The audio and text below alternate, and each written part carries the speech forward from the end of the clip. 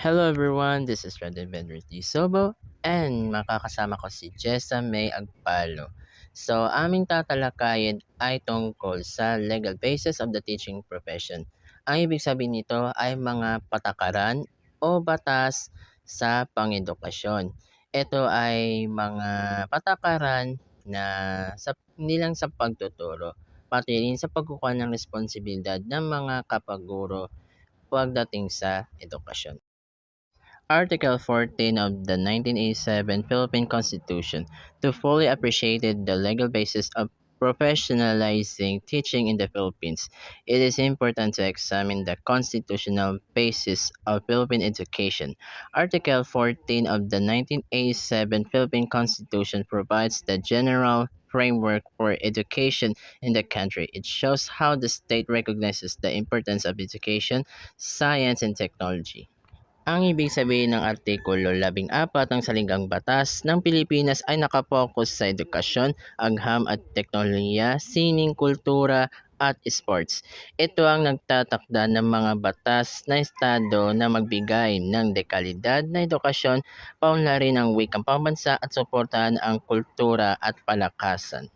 First, in Section 1, presents the enduring commitment of the Philippines to provide quality education to all its citizens, a commitment to build a nation with functionally liberated, educated, and productive citizens.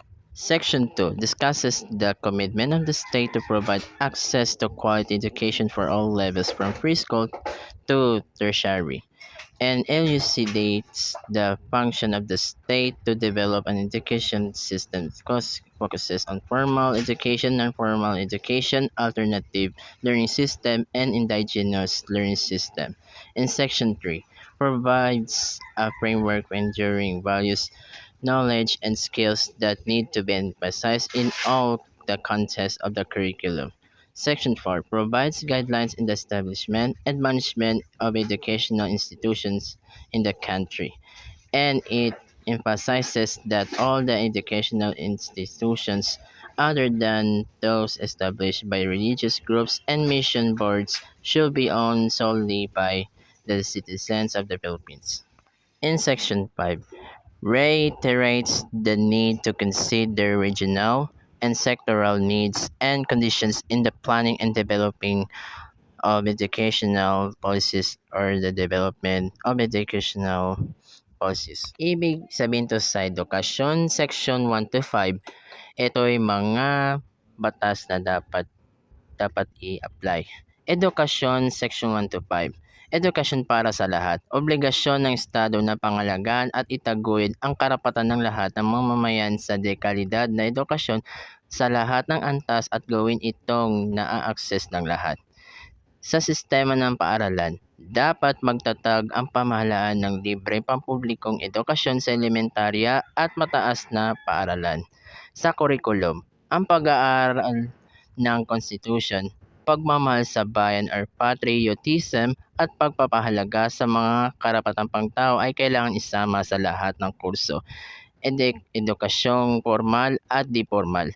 Sinusuportahan din nito ang mga programang scholarship, mga espesyal na kurso para sa mga may kapansanan at pasilidad para sa mga out of school youth at matatanda. In Section 6 to 9, focus on the development and promotion of Filipino as the national language and as a medium of instruction. These sections also recognize the importance of other local and foreign languages.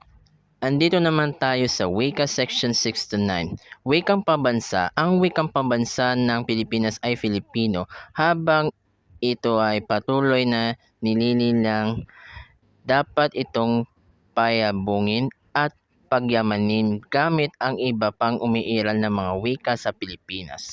Mga wikang opisyal. Ang mga wikang opisyal ay Pilipino at Ingles, maliban kung may itinanha ang batas.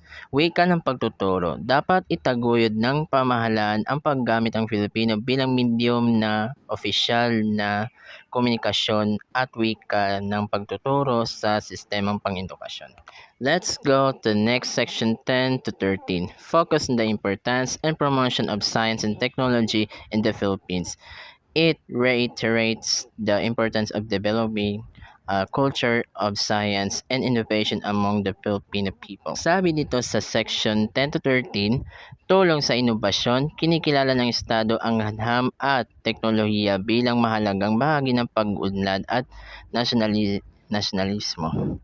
Pagbibigay prioridad, dapat maglaan ang gobyerno ng mga insentibo at suporta sa mga inventor, scholar at mga nag-aral sa adham. Proteksyon ng mga ideya. Binibigyan ng Estado ng proteksyon ang mga karapatan ng mga inventor, manunulat at iba pang mga malikhaing tao sa kanilang mga pag-aari at intelektual na.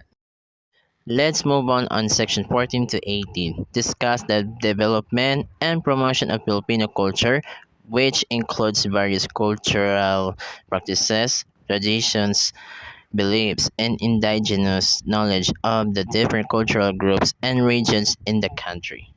Ibig sabihin nito sa section 14 to 18 ay ang mga sumusunod.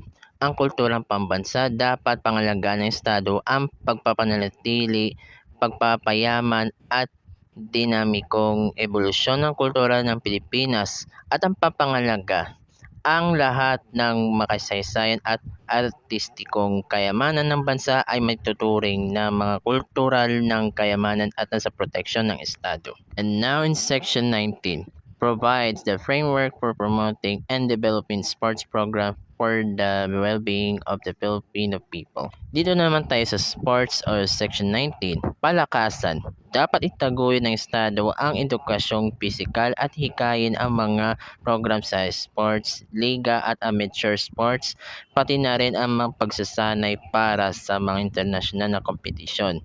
Layunin, ang mga programa sa sports ay isinusulong upang malinang ang disiplina sa sarili, pagtutulungan or teamwork at kausayan ng sport.